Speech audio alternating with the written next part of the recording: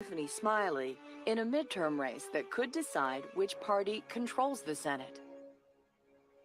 Murray has represented Washington for 3 decades and is the third-ranking Democrat.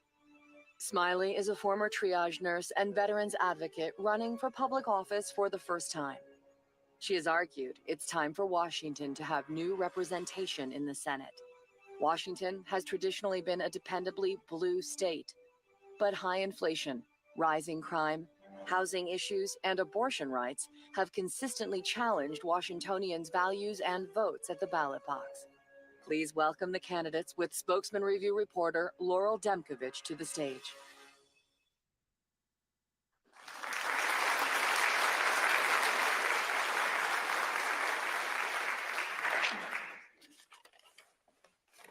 Hello, everyone, and welcome. We'll have the candidates come to the stage now. Welcome to the U.S. Senate debate. Thank you all for watching. Today's debate is sponsored by the Spokesman-Review's Northwest Passages Community Events Series, the League of Women Voters, KSPS Public Television, and Gonzaga University. It is affiliated with the Washington State Debate Coalition. I'm Laurel Demkovich, and I am pleased to be here today to moderate this debate between Senator Patty Murray and candidate Tiffany Smiley. Today's debate is a Q&A format. I will pose a question and each candidate will have 90 seconds to answer. Each candidate has the opportunity for 2 rebuttals throughout the debate. If you choose to use one, feel free to hold up one of the cards that you have and I will give you 30 seconds to do that. There will be no counter rebuttals. I also reserve the right to ask follow-up questions when needed. Ms. Murray won the coin toss to determine the order and she chose to open. I also want to mention to both of the candidates that the monitor that has the time has been going in and out, but the time is correct, and it will come back. So just keep that in mind. So let's get started. There is no formal opening statement, but I do want to start by asking a broad question to focus on your experiences. Ms. Murray, you have been Washington Senator for almost 30 years now.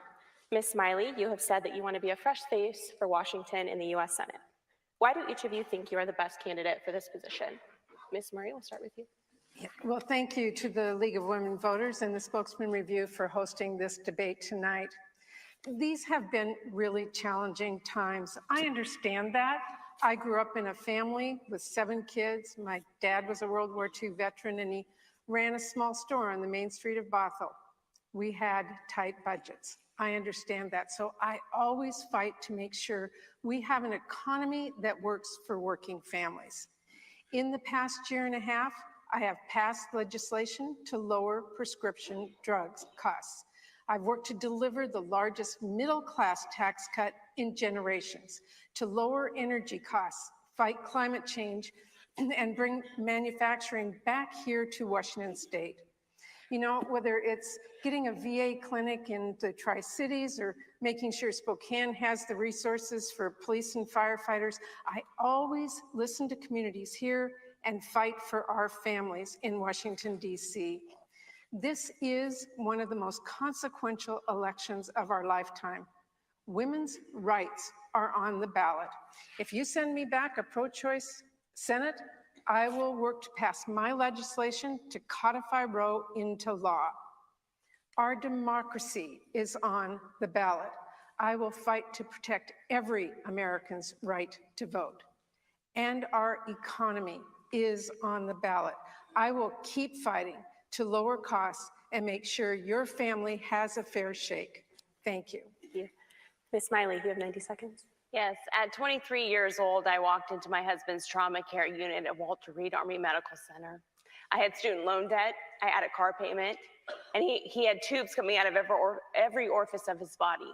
He was in a coma. And that was my first experience with the bureaucratic government system. My amazing husband is in the audience with us today. And thank God I was a nurse, because I wasn't afraid to take on the government and fight for him. I didn't know if I was going to meet him dead or alive, but I was going to be there. And unfortunately, the suicide car bomber that he was negotiating with in service to our country in Mosul, Iraq, had detonated his car and sent shrapnel through both of his eyes, so he would be forever blind. But I knew he still had purpose, and I fought for his life, liberty, and pursuit of happiness. I took on big government, and I won. He went on and became the first blind active duty officer to ever serve our country. We served for over a decade with him completely blind. And then I knew I had to go back and make it right for everyone else. So I took on the VA. I took another flight out to Walter Reed Army Medical, or out to Washington, D.C. And I took on the VA, and we passed meaningful reform for veterans that was so needed. So for me, it was truly in that fight that I knew we have so much more to fight for. I have a record of taking on big government and winning. My opponent doesn't. She works for Washington, D.C. She is the image of big government. Washington State deserves better. Thank you. Ms. Smiley, we'll start with you for this one. Congress has tried and failed to pass comprehensive immigration reform for decades. Would you support a bill that increases border security as well as provides a legal pathway to citizenship for unauthorized immigrants? Why or why not? Absolutely. You know, this is such an important issue for Washington State because we know that China is pumping the components of fentanyl across our southern border. It's in Washington State. It's not just in our homeless encampments that I have visited and spent time in, but it's also in our schools. And it's killing our kids. One pill will kill our kids here in Washington State. It's happening all over Washington State. So I went to the southern border to see it for myself. And I talked to law enforcement officers down there, and you know what they said? Our #1 roadblock to solving this problem is Washington, D.C. I don't know if my opponent, Senator Murray, has ever been down to the southern border, but I went down there because I know how important it is to Washington State. We have got to secure our border. We've got to stop the flow of fentanyl that is coming across and killing our kids. Every state is a border state. What my agenda for recovery and reform calls for, to turn crisis into hope for all of Washington. We can make sure that Title 42 remains in place, ensure that our Border Patrol agents have every resource that they need to secure our border with technology and resources. And you know, career politicians, they like to use immigration as a political wedge when it comes to election time. I actually will go secure our border and ensure that there is a pathway to legal citizenship in our country. Thank you. Ms. Murray, you have 90 seconds. Well, this is an important question, but first let me say, I have been to the border. I went to the border when the Trump administration, who my opponent has said she would like his endorsement, I went then because the Trump presidency was separating our children from their mothers at the border, at the southern border. And I went not with a photographer, I went with a pediatrician to go make sure that the kids who are separated from their parents had the care they need. Our immigration system today, which is what you asked about, is not working for anyone. It is not working for our growers or our service industry. It's not working for our high-tech companies who are trying to attract new people here to develop jobs here in the United States. We have to fix our immigration system. I have voted for and worked for changing our immigration system to make sure that we allow a path to citizenship, that we fund our Border Patrol and Customs agent in a good way, and to make sure that we have a system that works for those who are seeking asylum.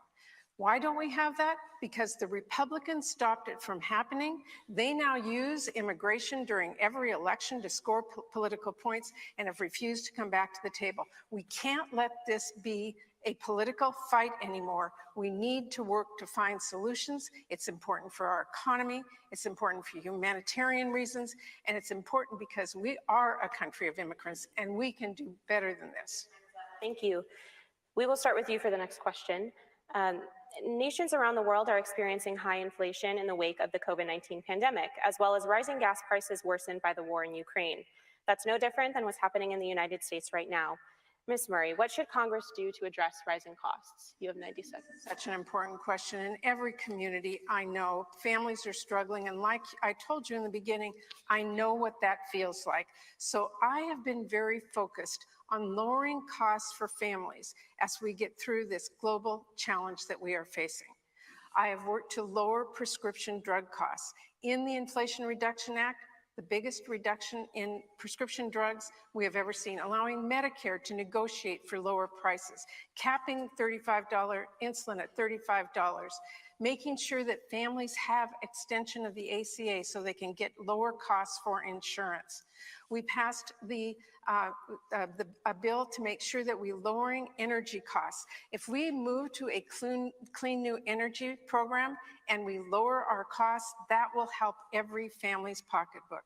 I am looking at every step we can take to lower costs, including my plan to pass childcare. And you elect me, and we will get that done so families can lower the cost of their childcare, get back to work, and help our economy be productive again. Thank you. Ms. Smiley. Well, that sounds like a Washington, D.C. answer to me. I took on Washington, D.C., Patty, and I won. You've never taken on Washington, D.C. You are Washington, D.C. Senator Murray stood with Joe Biden with the Inflation Reduction Act and said, this is going to help us. Don't be deceived by the name, because this isn't coming from me, this is coming from the CBO. It does nothing to combat inflation. In fact, it raises taxes on all of us. 87,000 IRS agents coming after our small business owners and hardworking Washington families. Do you know those making $25,000 or less are 5 times more likely to be audited by the IRS? That's who I'm standing up and fighting for. Also in that, I think it's important that Washington families know Senator Murray was the deciding vote on the excise tax on natural gas. So there has to be a way to pay for all of this. So you will see your energy costs go up. She stood by Joe Biden with the American Rescue Plan and said, we are in a better place now. In every room I've been into in Washington State, I've been in all 39 counties. I've listened to thousands of voters across Washington State. I ask, are you in a better place? They say, no, we are worse. Senator Murray allowed $1 billion to go to criminals like Larry Nassar and the Boston bomber. That's not good use of taxpayers' money. I will be a steward of that. I will ensure that we reduce the spending. We rein in the out-of-control spending. I certainly will make sure that 87,000 IRS agents do not come after you. And I will permanently extend the 2017 tax cuts for the middle class and get our economy on the right track. Time is up. We will start with you for the next question, Ms. Smiley. After the Supreme Court overturned Roe v. Wade earlier this year, both parties have talked about crafting a nationwide abortion law, whether that be to restrict access or expand access to abortion. What would you want or not want to see in federal abortion legislation? Yes, I've been clear. I am personally pro-life. I think there's good people on both sides of this issue, and we need to be able to come into the center of this and acknowledge it. I've been clear from the very beginning. I oppose a federal abortion ban. That's long before the unprecedented leak from the Supreme Court.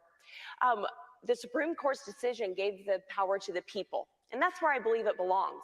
I respect the will of the voters here in Washington State. So what I will do is ensure that women have access to health care, that they have access and affordable access to contraception and childcare. Unlike Senator Murray, who's been there for the last 30 years, I'll go get that done for women. And when women are in a time of crisis, I want to ensure that they have every resource that they need should they choose to keep their child, that they have every resource, that it's not a ticket to poverty or a lack of education. You know, there's one extreme on this issue, and it's Senator Murray, because if she had it her way, she would change the will of the voters of Washington State. Her record represents it. It would be taxpayer funded, abortion on demand, all the way up to the point of birth. And the question we should all ask Senator Murray is, do you believe in any legal limitations to abortion? And again, don't take it from me that the most recent Newsweek article that was out yesterday, Senator Murray has no right to lecture me or any women in this room or in this state or country for that matter on how we should be treated, or any of us. Patty told her national security advisor that her luck had run out for having 2 children within 2 years, and she fired her. Senator Murray? Thank you, Ms. Smiley. Your time is up. Thank you. Ms. Murray? There is a huge difference between me and my opponent on this issue.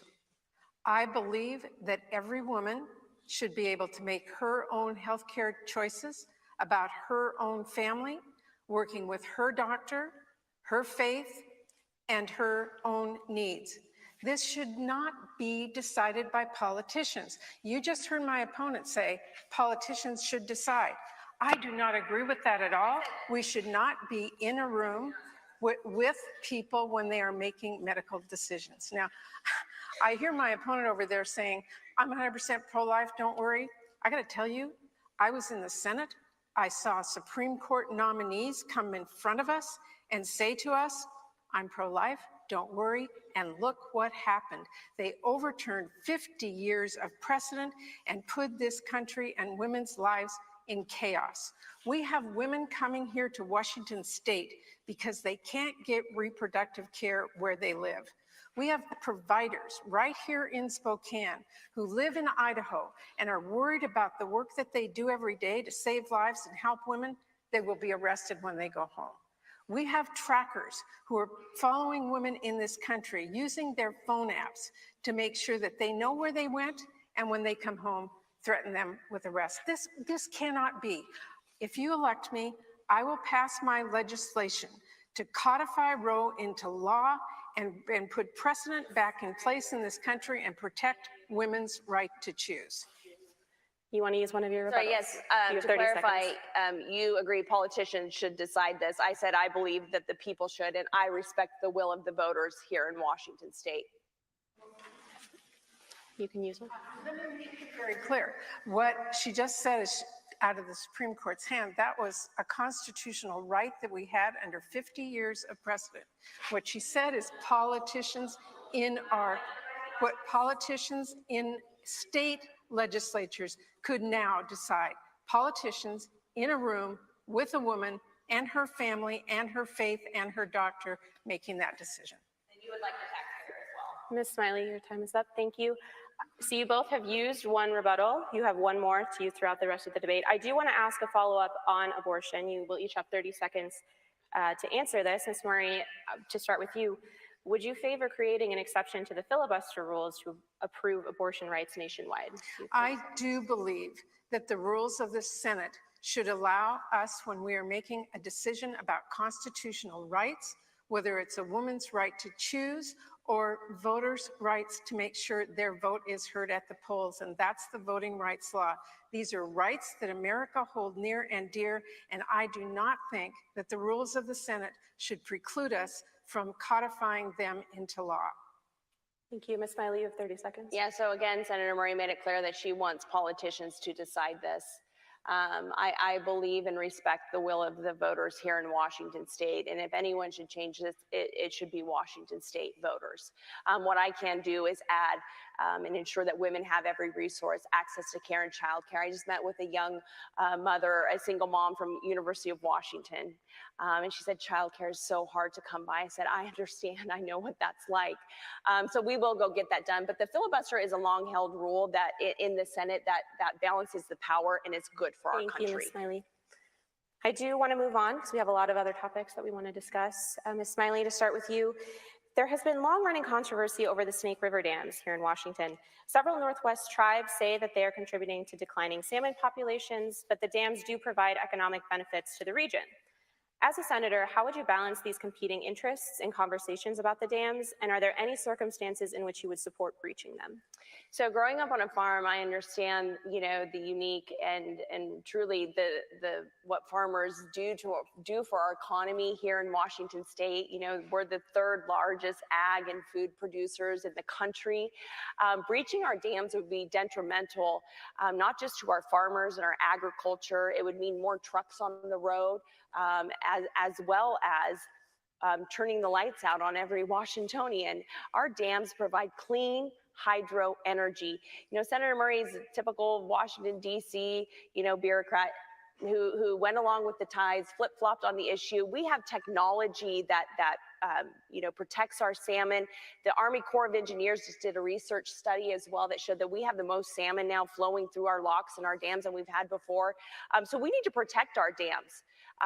Senator Murray wanted to breach them with no plan to replace that energy at a time when we are heading into a recession with energy costs going up. Our dams are essential to our economy, to our farmers, and to our families all over Washington State. Thank you. Ms. Murray. It's really important to know that salmon is part of our economy, it's part of our culture, and it's part of our tribal obligations. We have a responsibility to solve the declining salmon populations. I have worked very hard at the federal level for us here in the Pacific Northwest to make sure we have the resources to do what we can do. Every year I fight for the Pacific Coastal Salmon Recovery Fund that allows us to restore our ecosystems. In the bipartisan infrastructure law, we fought to make sure we had the funds to fix the culverts that often preclude salmon from going back upstream and spawning. And we now are starting to rebuild those. That's a critical part of this. We are working to make sure we're doing everything we can to save our salmon. Now, there was and is a question about whether we should remove some dams. I talked to stakeholders from every part of our state, from utilities to tribes to users of the river, including transportation, and we do not have in place today the resources we need for both resiliency, for energy, or for infrastructure to be able to take those dams down now. But we do have an obligation to make a plan to do everything we can to replace our energy, to replace our infrastructure, so that if in the future that decision is the one thing that will save our salmon, we are ready to do that. We are not today, but I am working hard to make sure we save our salmon in the Pacific Northwest. Thank you. We will start with you, Ms. Murray, for this next question. In recent months, the January 6th committee made its case with testimony of dozens of Republicans, Trump aides, and administration officials that former President Trump was personally responsible for the January 6th riot. How do you feel about the findings of the committee, and how much responsibility do you attribute to Trump? I was in the Capitol on January 6th. I was stuck in my office. I didn't get to run out of the Senate like Josh Hawley did. I was locked in a room with insurrectionists pounding on my door. I heard what they said. I heard what their goal was. It was to take over a peaceful transfer of power using brute force. I will not ever forget that day. I walked away from a terrifically horrible situation and realized for the first time in my life that our democracy doesn't happen just because you think it's there. Our democracy is something you have to fight for. We can never allow brute force to take over our votes or our voices. I will fight every day to make sure that we never allow those people who continue the big lie, including my opponent on her website before she changed it in July, to question that election, because that sows mistrust in our country for our democracy. It is critical that we hold everyone accountable and never allow our democracy to be taken away. We have to fight for it. I'm going to fight for it. And I want our country to know that this is a critical issue in this election. Thank you, Ms. Smiley. Yeah, I don't know who gave you that talking point, Senator Murray, but I have my agenda for political recovery and reform to turn crisis into hope, and I address this issue because our elections are important to the people all over this country. And in fact, you questioned the 2004 presidential election as well. So I think this is on both sides of the aisle. And to be clear and to the point, you know, we watched January 6th, and I had to describe to my husband, who lost his eyesight serving our country, what was unfolding. It was heartbreaking for us. And those who broke the law should be held to the full extent of our judicial system and our law. But I want to be clear on this. My husband lost his eyesight fighting for our country. He's here in this debate listening to us. He lost his eyesight fighting for democracy, and our family lives with that sacrifice every single day. It's certainly why I'm in this fight as well. And so I want to ask, you know, do you believe that me and my family are a threat to democracy, Senator Murray? Because tell everyone here today, either that or disavow your campaign's dangerous rhetoric that has spent millions of dollars to attack and paint me as someone I am not. That's what's on the ballot this November. I am here to unify, to bring us together, to serve this country. This is not about politics. This is about the United States of America. Thank you. I do want to ask a follow-up on this topic that I don't know that either of you have necessarily addressed yet. We'll start with you, Ms. Murray. What do you say to Washington residents and your constituents who believe that the 2020 election was not valid? You'll have 30 seconds. I will say first to my opponent, no one questions her belief in our democracy or her husband's fight for our country, ever. But do not conflate that with misconstruing about the intent of insurrectionists who were using their brute force to overtake the peaceful transfer of power. Using our votes and our voices is what a democracy is about. All of you here tonight are participating in your democracy by being here, but we cannot allow brute force. Ms. Smiley, you'll have 30 seconds. What do you say to voters who say that the 2020 election was not valid? I say use your voices and vote. I mean, we have to move forward as a country. And again, Senator Murray's dangerous rhetoric that she spent millions of dollars behind all over this state is further dividing us. So we need to vote. We need to come together and know that we live in the greatest country in the world. We are the shining beacon on a hill. We can move forward, and we will move forward. But you know, Patty Murray just goes along with Washington, D.C. I'm here to fight for Washington State. Thank you. We'll start with you, Ms. Smiley, for this on another topic. We are now almost 8 months into the war on Ukraine, and Congress, on a bipartisan basis, has continued to give funding and support to the country. Would you continue to support the amount of U.S. military support and aid currently given to Ukraine, especially in light of Putin's recent threats of nuclear war? You'll have 90 seconds. Look, we should never even be in this place in the beginning. Senator Murray and Joe Biden have shown extreme weakness on the world stage.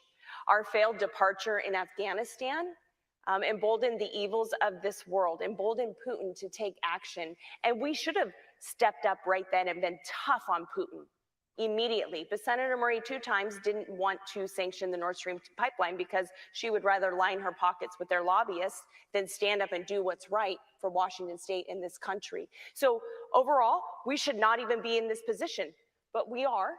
And we need to ensure that Ukraine has everything they need. They know how to fight. And we need diplomacy. We need to show strength on the world stage. We need diplomacy, and we need it now. Putin is working with Iran, and I haven't heard Senator Murray at all denounce what's happening in Iran. Back away from the Iran nuclear deal and stand with the women and freedom in Iran. That's essential, because Iran is now working with Putin in Russia to get nuclear weapons. This is an extremely dangerous situation. So we need to show strength from the world stage. That's certainly what I am committed to doing when I am your next senator from Washington State. Thank you. Ms. Murray. Putin's invasion of Ukraine was outrageous. We just talked about democracies. We have a responsibility to stand up and fight for those countries who are fighting for their democracy with our global allies. President Biden was right to go to our NATO allies and to our friends in Europe to unite, to go in and support Ukraine in their fight, their brave fight for their democracy. I was proud and am proud to support their fight with our US dollars. We do have to be careful not to get in a conflict directly between the United States and Russia, and that's why it's important that we use diplomacy and bring our partners together. We do have to condemn those countries that are dangerous, and I do every day, Tiffany, obviously. But I will say that it is important for us to stand up and fight for our democracies around the world. Ukraine is one. I'm proud that we are working with our NATO allies and our European friends to show a united front that we will fight back against Putin. Thank you. Ms. Murray, the cleanup of the Hanford nuclear site has been going on for decades. Federal funds for the cleanup have focused more on building a plant to turn radioactive and chemical waste into glass, but not necessarily at addressing leaking tanks. Do you agree with this approach, and if so, why? Cleaning up the Hanford nuclear reservation is one of the things I do for the Pacific Northwest every single day in my role on the Appropriations Committee and as your United States Senator. We have a moral and a legal obligation to clean up the Hanford nuclear site.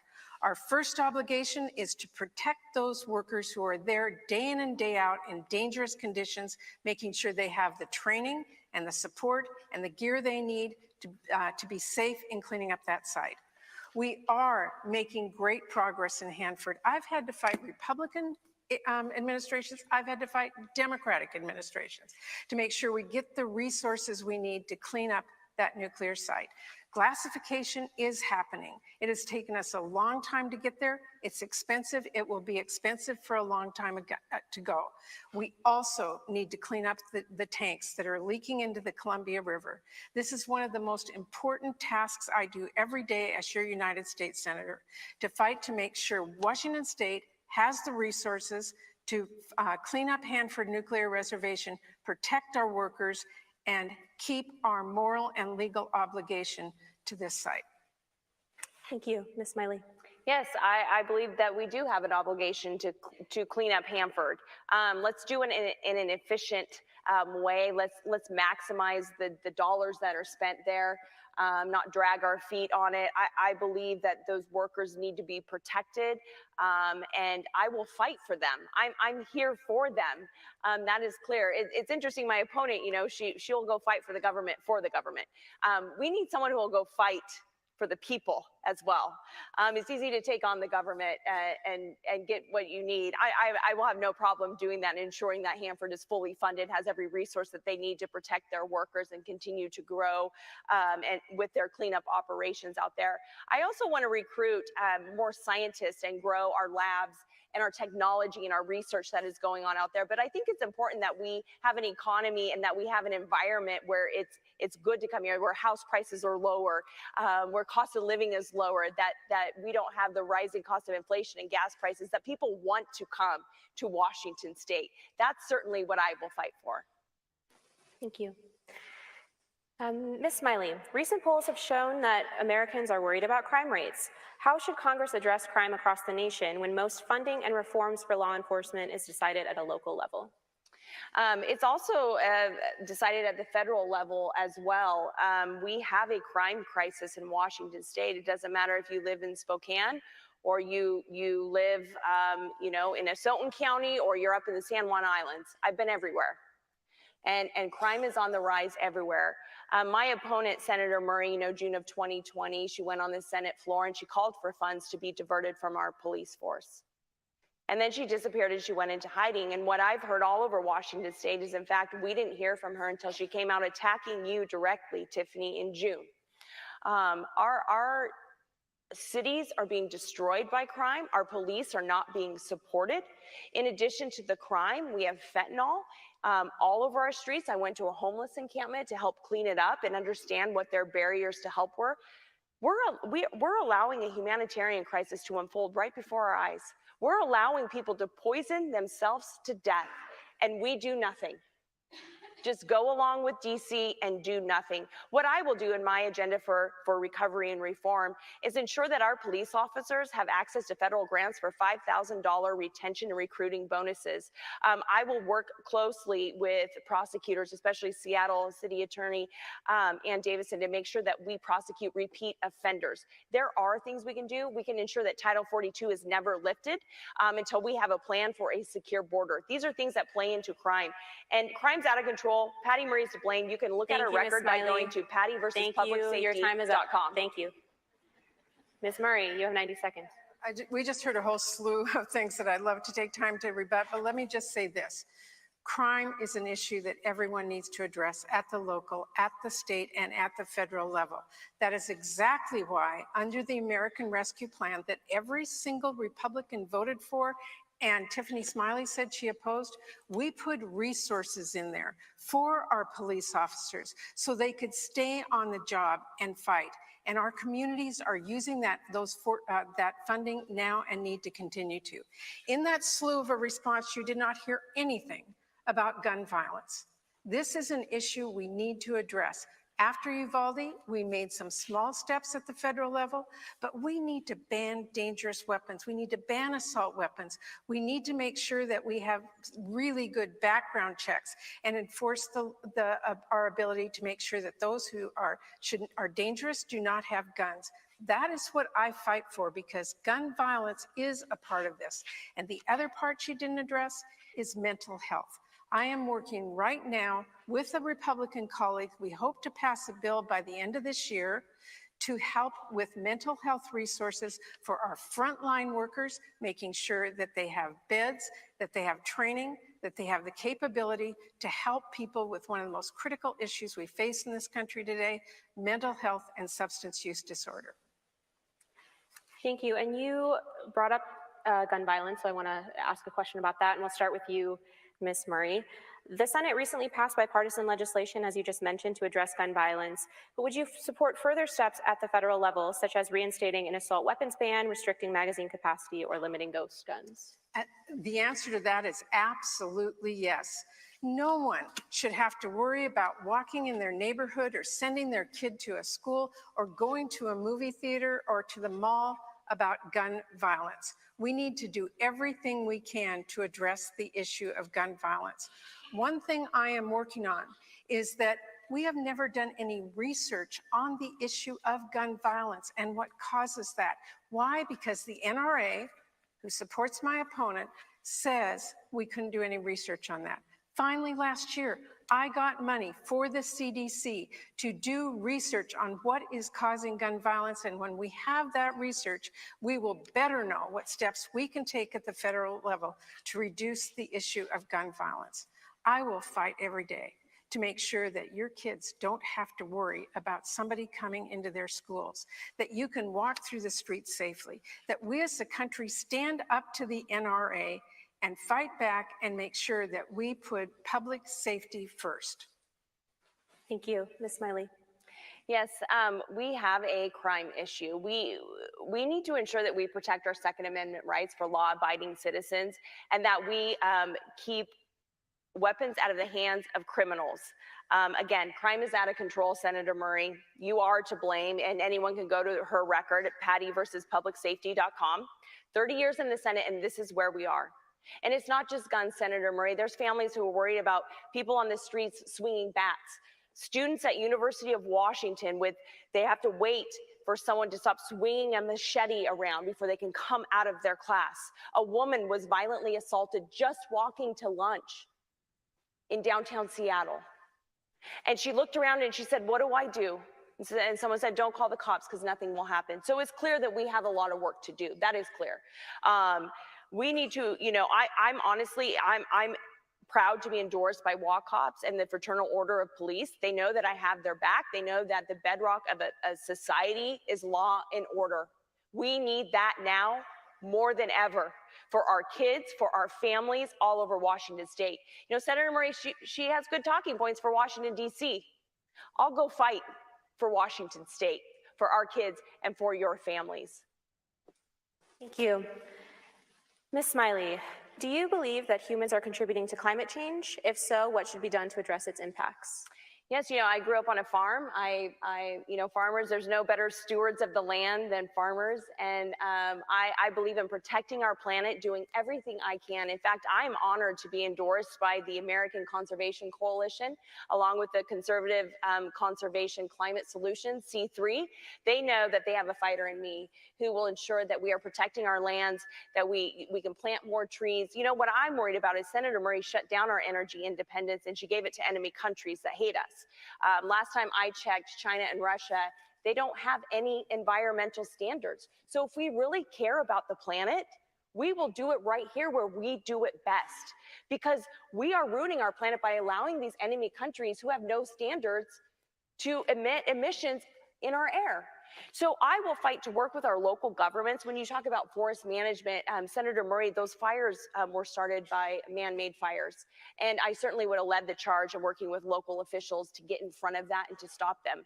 But I know getting the input also from local governments all over Washington State is the key to better climate solutions. It's best handled at the local level with the unique situations that come up. And I look forward to ensuring that we have forest management so we stop these out of control large forests that are burning continuously every single year. Thank you. Ms. Murray. We just heard a whole slew of Republican talking points, but we certainly didn't hear any issue, any way that my opponent is talking about how we reduce the impacts of climate change. This is having an impact all across our country. Here in Washington State, we are seeing the impacts of drought and extreme heat. The keeps the fires that start, the wildfires that start, from being able to easily be put out and to last longer. And we all see the health effects of that smoke in the air that we have been breathing for far too long. It's causing asthma, it's causing health effects of many people. But we also have an economic impact here. We are losing some of our critical industries, like our shellfish industry, because of the impacts of climate change. I was proud that Democrats took this on 2 months ago in the United States Congress, and we passed the biggest investment in climate action in the history of this country. Not one Republican voted to help us do that. We voted for climate change investments because it is the right thing to do to move to a new clean energy economy, where we begin to develop that new energy technique and begin to sell it globally instead of having to buy oil and gas from other countries. This is how we become energy independent. This is how we lower energy costs. We are making major investments, and it will move our country forward. Thank you. And I want to follow up with both of you, and you'll each get 30 seconds, because I'm not sure that either of you answered the first question, which is, do you believe humans are contributing to climate change? Ms. Smiley, you'll have 30 seconds. I mean, we need to protect our environment and our climate. We all live on this planet. So I think, to be clear, we need to have an approach. And my agenda for economic recovery and reform calls for immediately unleashing our natural gas and our oil pipelines so we can lower the cost for you now, immediately, while we work for a long-term perspective of the all-of-above approach and expand our green energy and our clean energy. Washingtonians should not have to suffer for some DC pie-in-the-sky idea of climate. Thank you. Ms. Murray, you'll have 30 seconds. You just heard a plan to increase emissions. Our plan to stop the effects of climate change is to lower emissions. And that's what our bill did. And yes, humans have an impact on this. When we use products that create emissions, when companies do, it creates climate change, and we need to address that. What you heard from my opponent is let local cities deal with this. That's what corporate America wants. I think corporate America is what contributed to climate change in the beginning. Thank you. And we have an audience-submitted question, and we'll start with you, Ms. Murray. The pandemic impacted our educational system in many ways. What will you do to address the opportunity gap? That is a really critical question. When the pandemic hit, I, as a former school board member and as a grandparent, was so concerned about all of our schools being shut down. And what I did from the first was to make sure we had the funds to get to our schools, to make sure that they could reopen safely. My opponent keeps talking about this like it was a national decision. It was up to our local school boards based on public health reasons. At the federal level, what we did was to make sure that our schools had the resources to open. Now, in terms of learning loss, that has been a concern I've had from the beginning. I actually wrote the provisions into the American Rescue Plan that Tiffany opposes to make sure that we are dealing with learning loss. I talk to teachers and communities all over our state, and I know the impacts of kids who have not been at school. We got them back in school, they're all there, but we're still dealing with learning loss. I put money into the American Rescue Plan for after-school programs and tutoring. We need to do more. We are not there yet, and it is a #1 priority for me when we are doing our appropriations bills in the next month and a half. Thank you. Ms. Smiley. Yeah, Senator Murray, I think the great problem that's going on here is to pass policy based on good intentions. We need to be passing policy that delivers results. And our children are set back terribly. Their test scores are plummeting. Childhood anxiety, self-harm is on the rise. You talk to any parent. You know, on the CNN interview, you doubled down. You said you have no regrets how we handled the pandemic. You were a champion of mandates and shutdowns, and our children suffered because of that, with no plan to catch them up. You know, this isn't a money problem. This is a solution problem. This is a leadership problem for our country.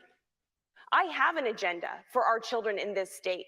I want to ensure that the money follows the child, that your zip code doesn't determine your destiny in Washington state, that parents have a choice in where they send their children for education, that we pay teachers more. The average bureaucrat in Washington, D.C. makes $180,000.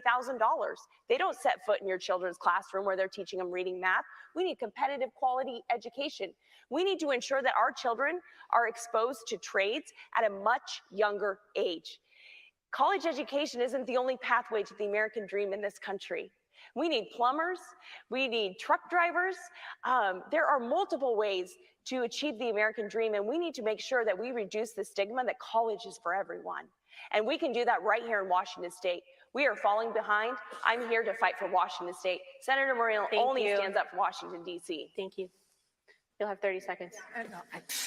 How much can I correct in 30 seconds? So first of all, it doesn't surprise me you just heard the talking points you did, because I know that Betsy DeVos and her family is supporting my opponent. But I will tell you this, our public education system is the backbone of our democracy. I fight every day to make sure we have the funds to assure that every child has an opportunity to get a good education. We cannot funnel that money to private, for-profit, unaccountable public schools. I support the charter school law here in Washington State, but I do not support federal funds going to private for-profit schools that are unaccountable. Thank you. Ms. Smiley, you won't get a counter rebuttal, but you can use one of yours if you choose. Okay, so you've used both of yours, and you still have one left, Ms. Smiley. So Ms. Smiley, we'll start with you for the next question. Earlier this year, the House passed a bill to guarantee a right to same-sex and interracial marriage. The bill will come up for a vote soon in the Senate. Would you vote to codify a right to same-sex and interracial marriage at a federal level? Why or why not? Yes, I want to be clear that this law is settled law and merely a distraction from my opponent, Senator Murray, to distract from their failures on the economy, the rising gas prices and crime. I have been very clear I would support that bill as long as there's strong religious protections within it, absolutely. But let's be clear, I'm here to fight for life, liberty, pursuit of happiness for all. We need to ensure that we rein in the out-of-control spending that is ravishing our state, thanks to Senator Murray. Democrat economists warned it would cause the greatest inflation that we've seen in a generation, that it has. Again, it's not a money problem, it's a solutions problem. So I will fight for everyone's quality of life, ensure that we have got to lower the gas prices in this state and in this country. There is a plan and a path to do that. We need people to get back to work. We need to ensure that we have the best economy right here in Washington State. We're falling behind on every level. That's certainly why our family is in this fight, because we want all children in Washington State to have a shot at the American dream. So yes, I would support that bill as long as there are strong religious protections in it. Thank you, Ms. Murray. I feel like I'm listening to Mitch McConnell on the Senate floor, so let me take a breath. The question was whether we would support codifying same-sex marriages into law, and I absolutely do. End of statement. But what I will tell you this is that the reason we need to do that is because the Supreme Court overturned Roe v. Wade using the privacy exemption. And that puts in danger, as Clarence Thomas himself told us, the right for people in this country to have same-sex marriages. So yes, we do need to codify it into law. Thank you. Ms. Murray, in 2018, the Senate passed the Mission Act, which, among other things, made it easier for veterans to get care outside of the VA system. Critics say that it is heading down a path toward privatizing the VA. You voted for the bill at the time, along with most of your colleagues. Was that the right decision, and what should the VA look like in 10 years to better serve the next generation of veterans? This is such an important question. I fight every day for our veterans. I told you my dad was a World War II veteran. My mom had to take care of him when we were growing up. He got MS and he lost his job. So I know what our veterans' families go through. When I came to the United States Senate, there had never been a woman on the Veterans Committee before. I signed up for that committee to fight for the men and women we serve, and I am proud of my record, making sure that we are doing everything we can to fund our veteran services, making sure, I passed the Vow to Hire Heroes Act to make sure that when our veterans come home, they have access to good jobs and the training that they need. I have passed the care legislation to make sure we're taking care of our caregivers. I have passed legislation to make sure the the PACT Act, which we just passed over Mitch McConnell's objections, to make sure that veterans who are exposed to toxics get the care that they come home. I just talked to a gentleman here today whose son will now be covered. And yes, I do think we have to look at how we fund privatization of our veteran services, because our veterans deserve the care that we promised them when they went to fight for us. Privatizing it is causing us a lot of problems, overcharging, long lines, the inability to get the kind of care that they know they can get at a VA. And so I want to make sure that we fund it as we promised our veterans when they went to fight for us. They will get the care they deserve when they come home. Thank you. Ms. Smiley. Well, I just wonder what insurance you have, Senator Murray. Because our family certainly went through the process of the VA that you've been in charge of for the last 30 years, oversight. And it was a system that wasn't ready for our veterans. That's certainly why I am in this fight. It's a bureaucratic government system that throws red tape in front of our heroes who deserve that care that they earned. The PACT Act is great, and I absolutely would have voted for it 100%, but why did it take 30 years? Our veterans deserve the best that this country has in front of us. And I certainly will put veterans at the top of my list. You know, in 2013, you voted for cutting pensions for working age veterans. That's not okay. So veterans need a leader and a fighter who will go cut through the red tape, who will cut through the government bureaucracy, who will make the government work for them and ensure that at the end user, that the customer, our American soldier, our veterans, gets everything that they earned. Our family, I had to take on big government and I won. That's what I will do for all of you. If you send me to Washington, D.C., I will be honored to earn your vote. You know, Senator Murray, you're not the mom in tennis shoes anymore. It's been 30 years. You've become a career politician. You voted for inflation and crime and a VA system that doesn't work. Thank you. Ms. Smiley, I want to ask a healthcare question. Are you satisfied with what was in the Affordable Care Act? And if not, what would you want to see changed? Yes, I was working as a nurse when the Affordable Care Act came through. And as a nurse, it was hard because it was very clear that we wouldn't be getting any raises. Our bonuses were cut. And they asked us to see more patients in less time. And I don't think that's good healthcare. That doesn't lead to good outcomes for our people. And so I look forward. We need transparency. We need accountability. We need to lower costs.